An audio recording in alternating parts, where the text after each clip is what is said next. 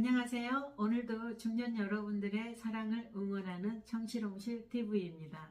오늘은 중년의 재혼에 대해서 이야기해 볼까 하는데요. 두 번째인 것만큼 훨씬 더 신중하고 여러 가지 고려해 봐야 될 상황이 많겠지요.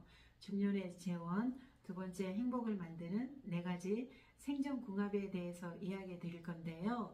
요즘 통계 자료에 따르면 최근 전체 혼인 중에서 재혼이 차지하는 비중이 꾸준히 늘고 있다고 합니다.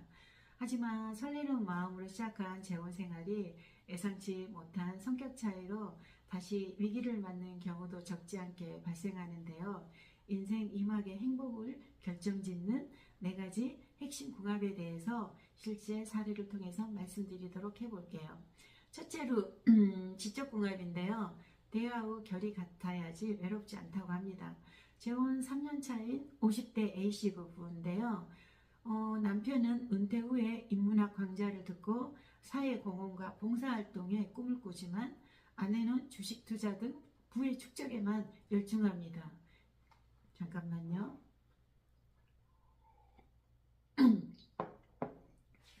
결국 두 사람은 한 식탁에 앉아도 할 말이 없어요.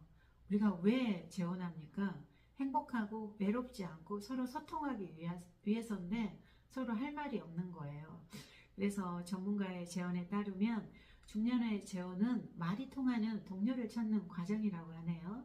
다른 여러 가지 것도 있겠지만 인생의 지향점과 직접 호기심이 방향이 같아야지만 한 지붕 아래에 있어도 외롭지 않다는 거예요. 그렇지 않으면 한 지붕 아래에 있어도 처음 때보다 훨씬 더 고독해지고 훨씬 더 외롭게 됩니다. 두 번째로는 어떤 감정의 궁합인데요. 상처를 대하는 서로의 태도가 맞는지 알아야 된다는 거죠.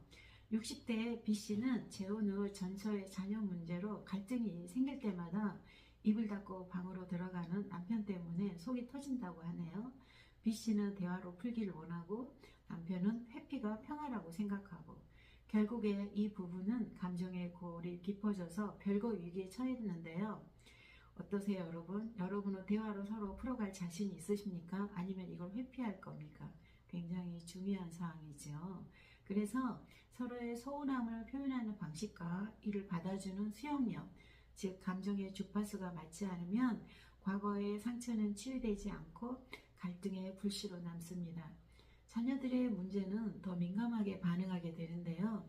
서로 피하고 회피하는 것이 아닌 대화로 서로의 아픔과 상처를 위로할 필요가 있다고 보고요. 각자의 자녀들도 중요하지만 가장 중요하고 우선시 돼야 하는 것은 두 부부 사이의 화합이라는 것을 먼저 마음에 인식하고 배려하는 것이 우선이라고 생각합니다. 혼자 있으려고 혼자 마음 아파하려고 한 거 아니시잖아요. 그래서 감정궁합이 꼭 맞아야 될 것 같고요. 세 번째로는 정서궁합인데요. 삶의 속도와 에너지 조화가 맞아야 한대요. 등산을 즐기는 에너자이즈 아내, 하지만 음악을 들고 혼자 독서하고 조용히 쉬고 싶은 남편, 어떨 것 같아요?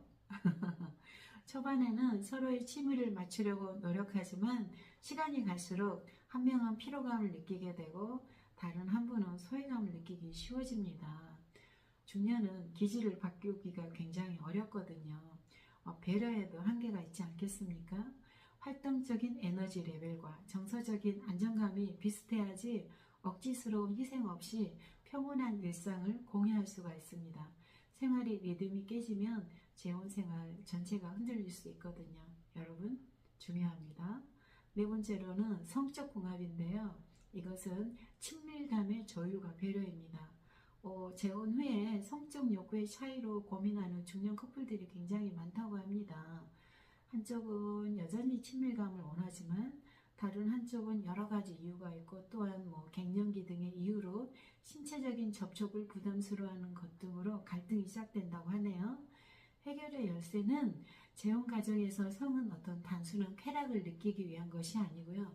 서로 사랑한다는 정서적 신호이거든요. 서로의 신체의 변화를 이해하시고요. 대화를 통해서 스킨십의 수위를 조절하신다든지 서로의 입장을 이해하시고 의학의 힘 등을 빌리시는 이러한 노력 등이 필요하다고 합니다. 재혼 때보다 훨씬 더 세밀하게 요구되는 사항이라고 합니다. 지금까지 이야기를 정리해 보면은요. 감정궁합으로 부부의 갈등이 생겼을 때 서로 어떻게 풀어나갈 것인지를 꼭 생각해 보셔야 합니다. 두 번째는 정서적인 궁합 면에서 서로 생활이나 활동적인 면이 비슷한가를 꼭 체크해 보시고요. 세 번째로는 지적인 궁합 면에서 10년 뒤에도 부부가 추구하는 삶의 모습이 같은 방향을 보고 있는지를 꼭 확인해 보세요. 네 번째는 성적 궁합인데요. 서로 노력하고 배려하는 자세가 필요하다고 생각합니다. 재혼을 결심한 중년분들에게는 사랑은 맞춰가는 고통이 아니고요. 맞는 사람을 찾아서 행복한 안식처를 만드는 것이라 하거든요. 전문가들은 경제력이나 배경보다 이 네 가지 본질적인 궁합이 맞는지를 먼저 살피는 것이 실패 없는 인생 이막의 첫걸음이라고 합니다.